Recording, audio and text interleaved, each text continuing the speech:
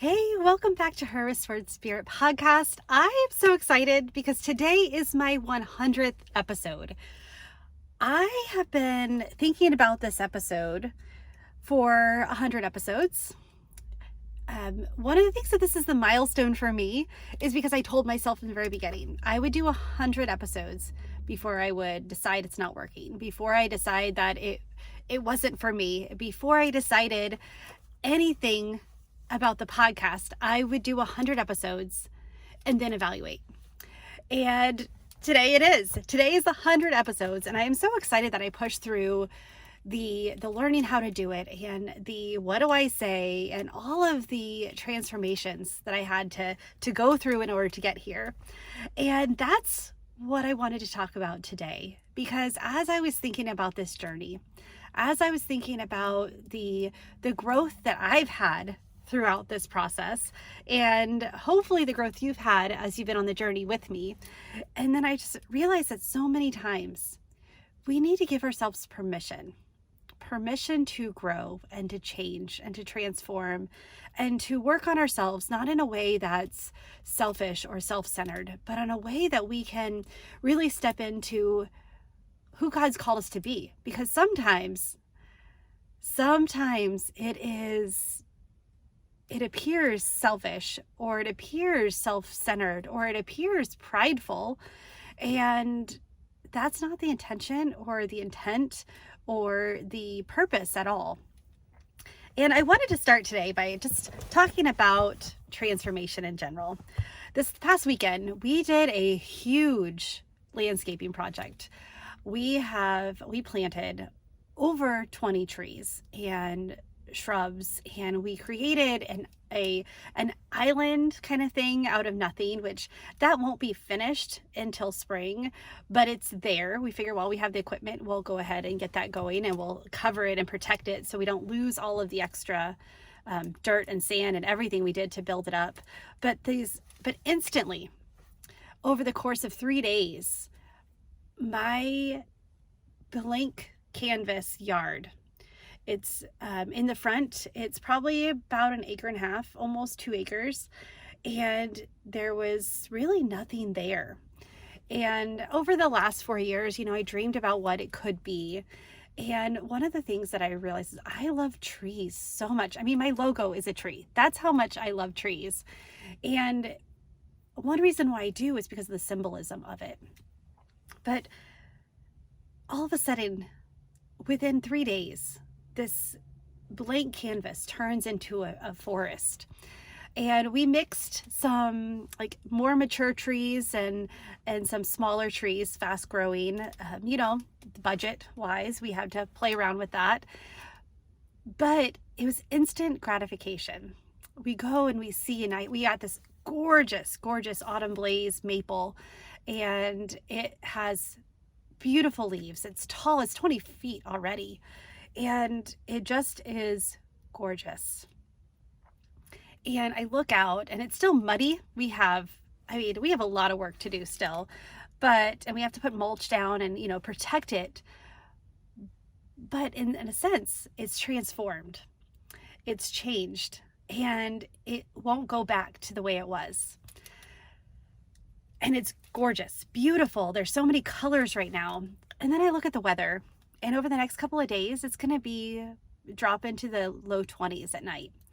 And if you know anything about trees, and if you've been around a tree at all during the course of a year, you realize that in the fall, they turn these brilliant colors, and then they lose their leaves, and they kind of look dead a little bit. And during this time, they lose their luster, they lose their appeal. But it's really because they focus on what's important, because they need their roots to go deeper. They need their roots to get stronger. They need to rebuild from all of the energy that they used to grow, to create these beautiful leaves. And because it's about to drop down, I thought we'd have a week or two of the leaves, and I know that they're going to fall this week. But the thing is, is that if they hold on to those leaves, they won't actually get to become who they're called to be, become what they're capable of, and they will stay in this same spot, the same height, the same width, the same trunk size, the same leaves. It'll be the same. And even worse than that is if they don't take the time, it's eventually they're going to die because they're not growing. And when I look at that instant gratification, it's so nice. It's gorgeous, and it just pleasing to the eye, and you can see the grandeur of it. But I'm really excited for them to grow. And in order to do that, I know I need to let them release their leaves. How many times do we hold on to things longer than we should? How many times do we hold on to what's comfortable and what is familiar, and we don't give ourselves permission to grow? We don't give ourselves permission to drop what's not, we no longer need. Even if we still like it, it doesn't, but we can tell that God's leading us a different path. And how many times do we do that for longer than we should, and not even realize how it's stunting our growth? Not even realize that by not giving ourselves permission, we're actually stopping the transformation. We're stopping our progress. We're stopping the person that God's created us to be. Because God didn't create us to be in the same spot all the time. God didn't create us to stay stagnant and paralyzed. And he definitely didn't create us to stay put. He wants us to be uncomfortable. He wants us to grow, and he wants us to really reflect him. He never stayed in the same spot. He never stayed and did the same thing. In his short ministry that he had on earth, he made more impact by staying uncomfortable, by going where he was leaded to go and do and pour into people, knowing that when you pour into people, they grow as well, and it just ripple effects.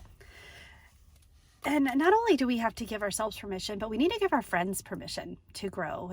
Give them that, be that support for them. If they're feeling there's something different, and they've got that nervous sided where they're nervous and they're excited, they don't know where to go, they don't know what to do, and there's like, I'm just gonna wait. I'm just gonna stay here, and I'm gonna sit here and wait. And we need to be that friend who says, go, do it. I'm here to support you. I'm here if you fall. I'm here if you succeed. And we need to do that for ourselves as well. Sometimes we need to look and realize that transformation takes a while. We can have those instant gratifications, those instant transformations. And believe me, I've done it too, where you go and you're like, you know what, chop my hair off or color it a different color. I mean, after I got out of the military, I went red for probably about 8 months or so, just because I wanted something mine. I wanted something different. I was told for so long in college and in the military what my hair should look like. I wanted something completely different. So that instant gratification is I turned it red. And I've gone brown, I've gone, blonde. And another way is by changing clothes, changing style of what we wear. There's nothing like a makeover to give you a boost of confidence. Have someone that's their gift, like get you, pick out an outfit for you. Luckily, I have friends who this is their ultimate gift, and it is such a beautiful thing, because when you put on that new outfit, when you put on the new colors of eyeshadow or something, it gives you that sense of confidence. But those are short lasting. Those are great and necessary. But sometimes we have to give ourselves permission to really see what's possible, and to stretch and to grow and to transform and to do something that you've not done before, to make a pivot in life. And every time I hear the word pivot now, since friends, I just hear Ross say it, pivot, pivot, pivot. And sometimes I feel like that's God saying, like, hello, do something different. Like, do what I've asked you to do. Take this step, take the road less traveled, or take the road that's traveled and do something different on it. Skip instead of walk. And when we give ourselves permission to try something different, and I talk about that because over the last 100 episodes, that is what I've tried to do.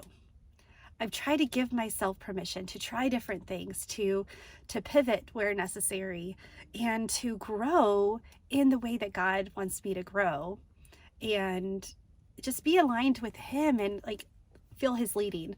And even my message throughout, it's been consistent. Like I'm still the same Tammy, but you can tell the confidence is different. My voice is different. I'm working on a new intro because my voice that tone doesn't even really match the episodes anymore. It's more upbeat, and I realize that what I'm good at is helping people put these seemingly unmatching or these pieces of their life that they don't seem how they can go together. They don't see how there's their growth and opportunity and how they're all actually linked. I have the ability to see that. And it's really cool to when I work with my clients and see the pieces and the things they've been through and how it's brought them to who they are today and how it's going to help them transform to who they are tomorrow. And I'm so excited. And I realized like over the time, like this is what God has for me. And if I didn't give myself permission to try different things, and some of them didn't work, I'm just going to be honest. And being an Enneagram 1, it's really hard to try messy things and them not work, because I pride myself on being able to do things that are good and do them right. And I know that as I learn about the Enneagram, that's where I need to stay connected to God, because He's good and He's right. He doesn't need me to be all the time. He doesn't need me to be perfect or improve everything. But He does need a willing spirit and a willing heart. And it hasn't even been 2 years yet, and I'm at 100 episodes, and I am so excited, and I love it, and I love the feedback. I love that I hear that it's helping, and that gives you guys inspiration and gives you things to think about, because that's all that life is about is, hey, have you considered? Have you thought of this? Are you willing to be vulnerable to yourself and to God and say, okay, how do you want to use me? And throughout this exciting time and these, as I'm still, this world of YouTube, which I've got like 10 videos to upload and just haven't recently, but life happens, and you have to give yourself that grace and that compassion to make those pivots, to make those change, to slow down, to speed up, to stay connected with God and your purpose and your calling, your identity. And I realized how many times over the course of my life, my identity has shifted. Answering the question of, who am I now?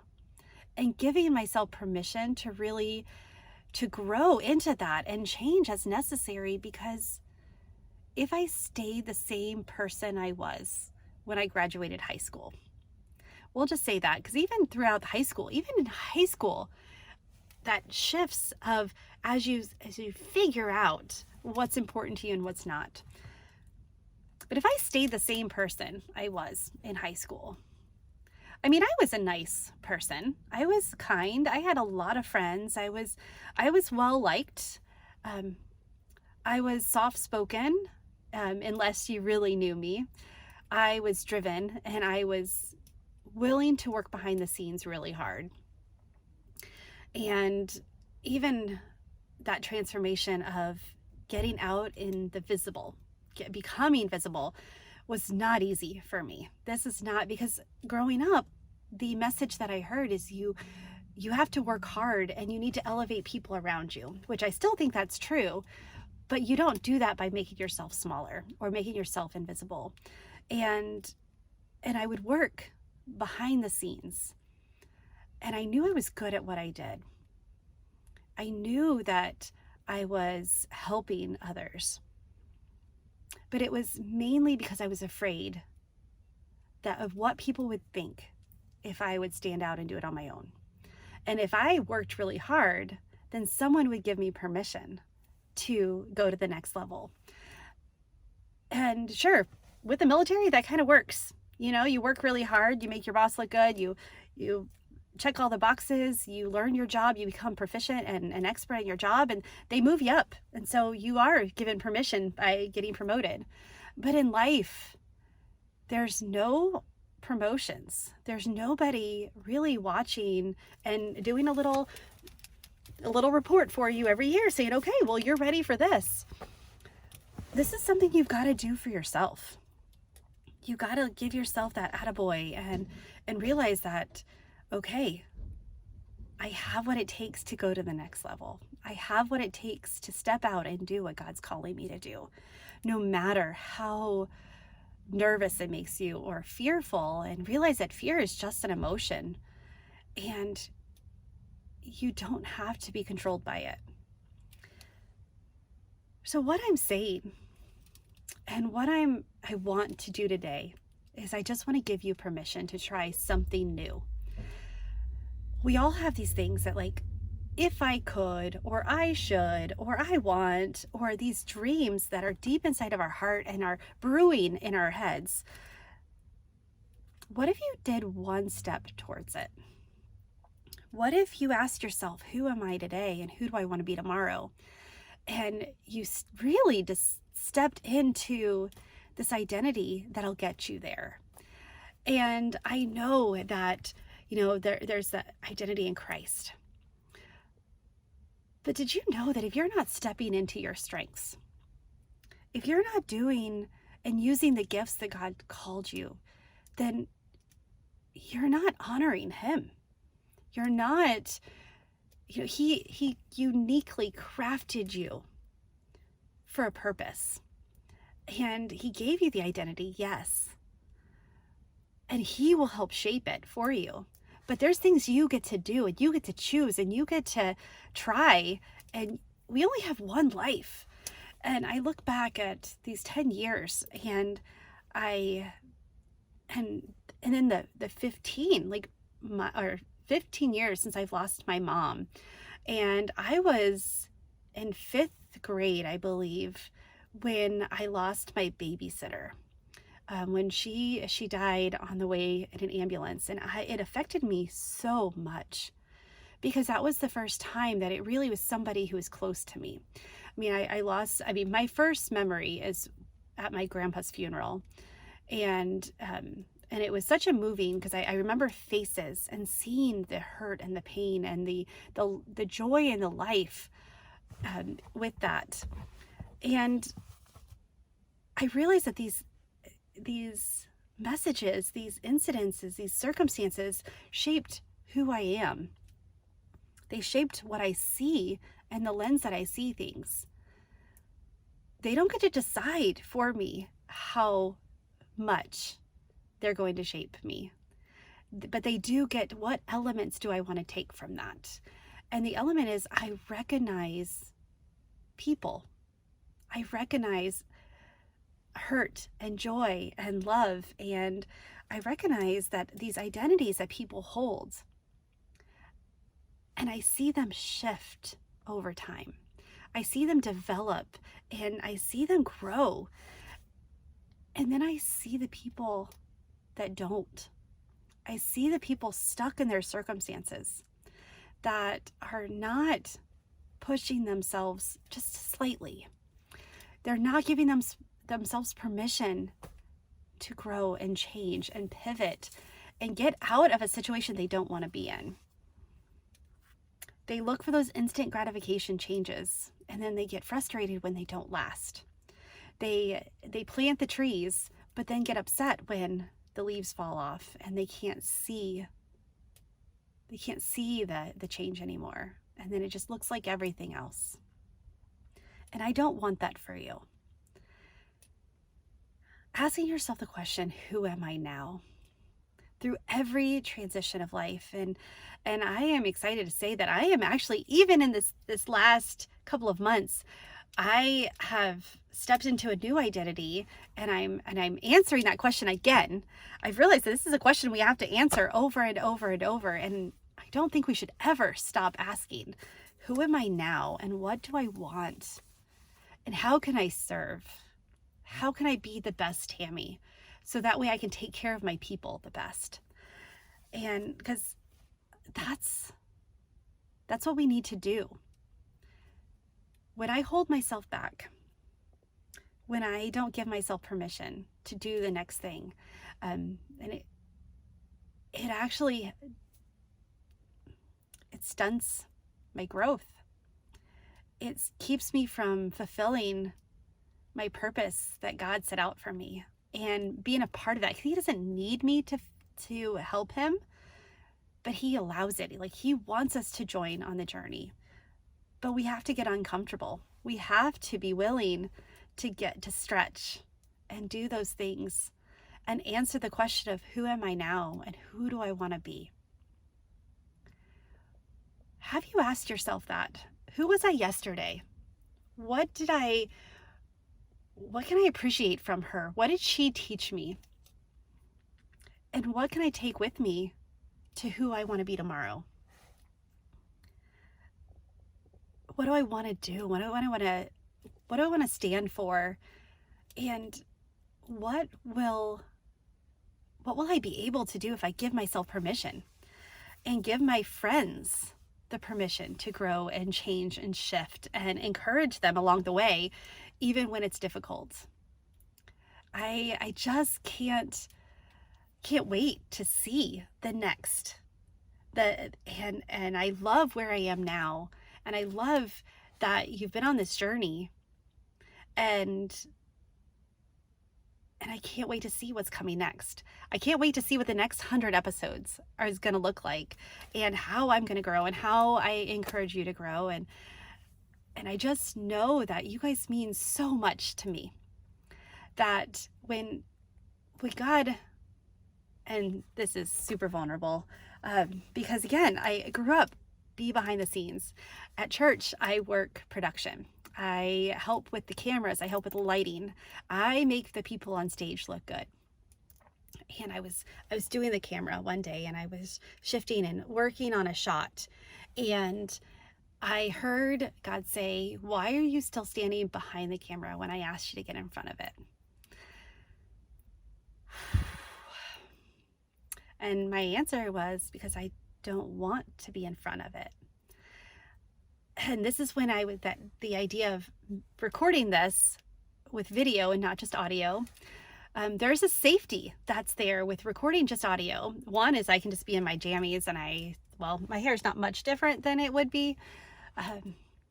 But there's this vulnerability of, you see me when I'm on video. And there's a vulnerability of, what will you think about me? Will you think that I'm prideful? Will you think that I'm arrogant? Will you think that I'm too big for my britches? Do you think that I think that I'm the expert? And then I realized that vulnerability is what we all need. You can see that I don't even really know where to look on this camera, because every camera is different, and I'm trying to see. And then I'm also, this is what I do when I talk, is I look around, and as I search for the words and just sit in the emotion of things. But I realized that was the next step for me, is the vulnerability of being seen. How many of you worry about being seen and about what people think, and so worried about outward appearance, what others think, the outward in versus the inward out, and realizing that if God did not want me to say the things, he would have shut me down. If God didn't, truthfully, half the things that I talk about are things that he's given to me, that I know that is not just for me. I know that if it was just for me, it'd be wasted.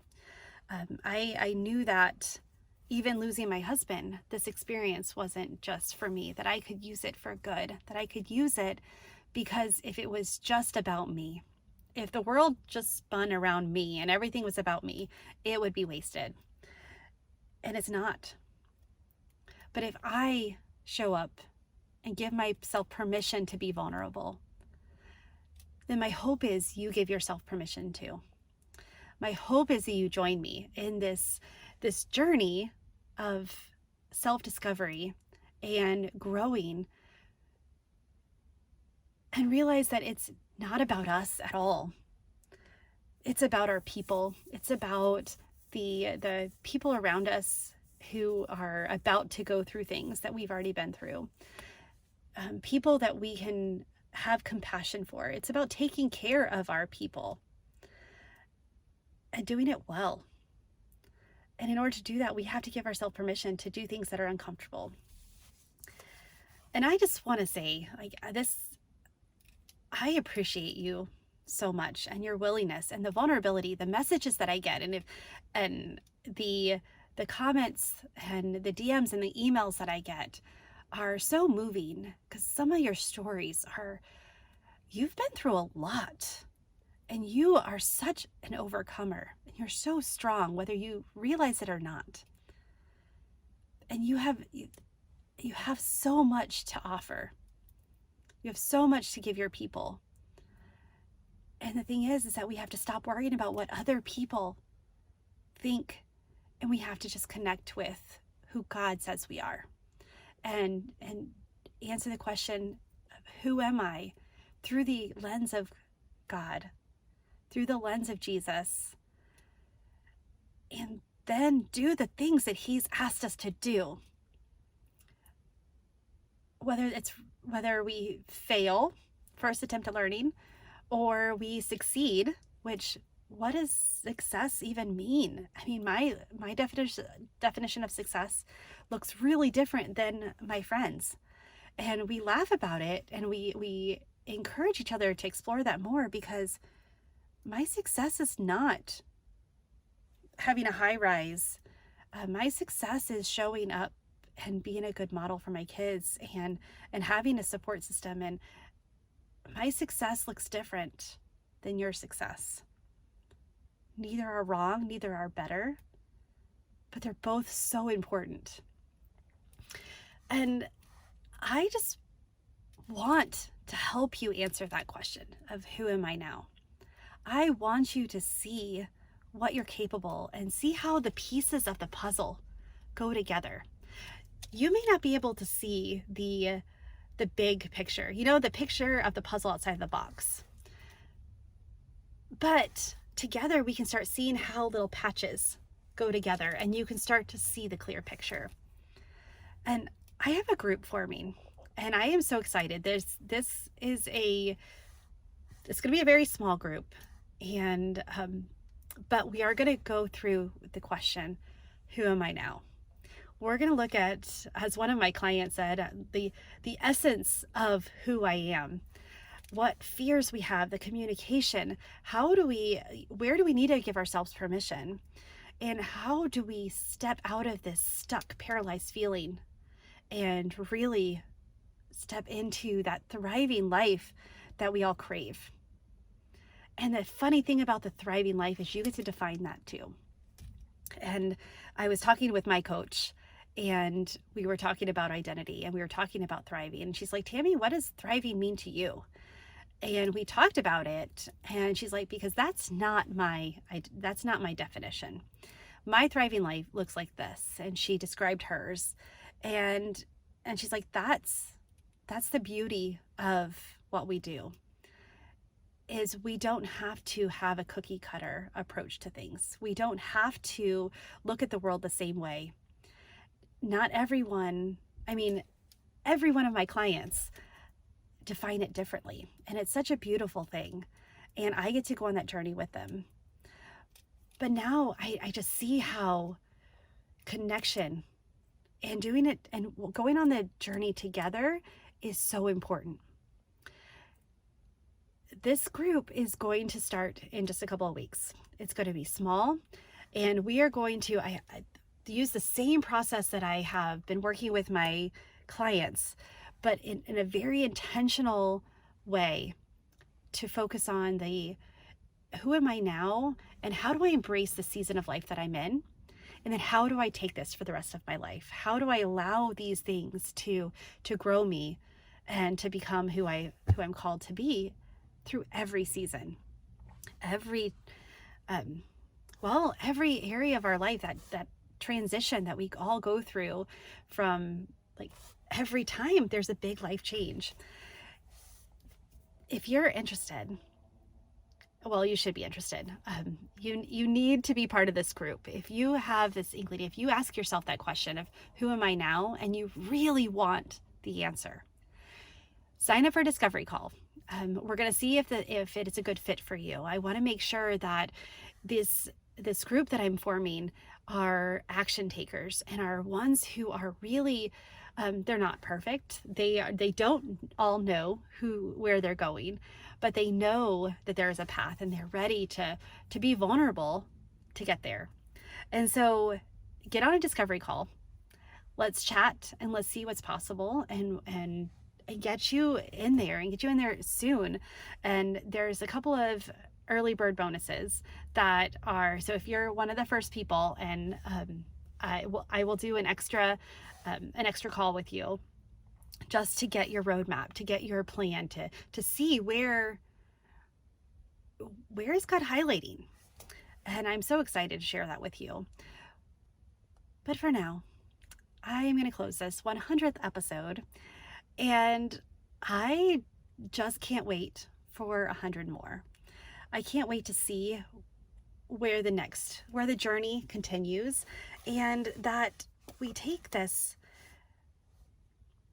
Be willing to give yourself permission to grow and to change, and to drop things, to remove things that are not serving you, and give yourself permission to pick up things that do. Or really not even pick up, just embrace, because you already have it. It's all within you already. You already know what you need, who you are.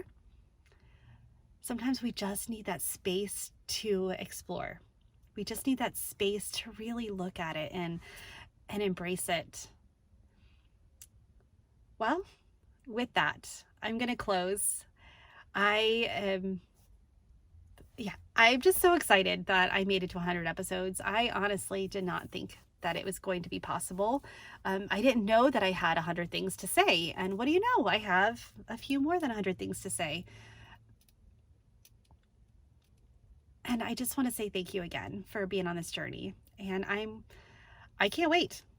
So with that, I will close. Friend, I hope you choose joy until joy chooses you.